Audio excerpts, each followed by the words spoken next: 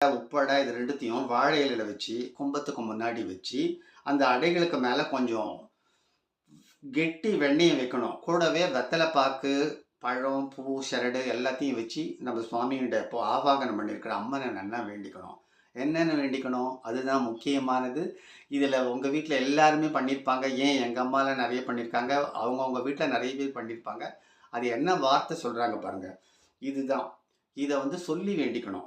"உருகாத வெண்ணெயும் ஓரடியும் நான் வைத்தேன். ஒரு நாளும் என் கணவன் என்னை பிரியாத வரம் தருவாய் தேவி" அப்படின்னு வேண்டிக்கணும். இன்னொரு தடவ சொல்றேன் பாருங்க. "உருகாத வெண்ணெயும் ஓரடையும் நான் வைக்கிறேன். ஒரு நாளும் என்னோட கணவன் வந்து என்ன பிரியாத வரம் தரணும் அப்படின்னு சொல்லிட்டு நான் வந்து உங்ககிட்ட வேண்டிக்கிறேன் தேவி" அப்படின்னு சொல்லிட்டு இதுதான் ஸ்லோகம். அப்புறம் நம்மளுக்கு என்னென்ன ஸ்லோகம்லாம் காமாட்சி அம்மன் ஸ்லோகம் அது இதுன்னு தெரிஞ்சா ஸ்லோகம். ஸ்லோகம் சொல்லலாம். இந்த ஸ்லோகம் சொல்லி நைவேத்தியம் பண்ணி, தீபாராதனை காட்டி, பூஜை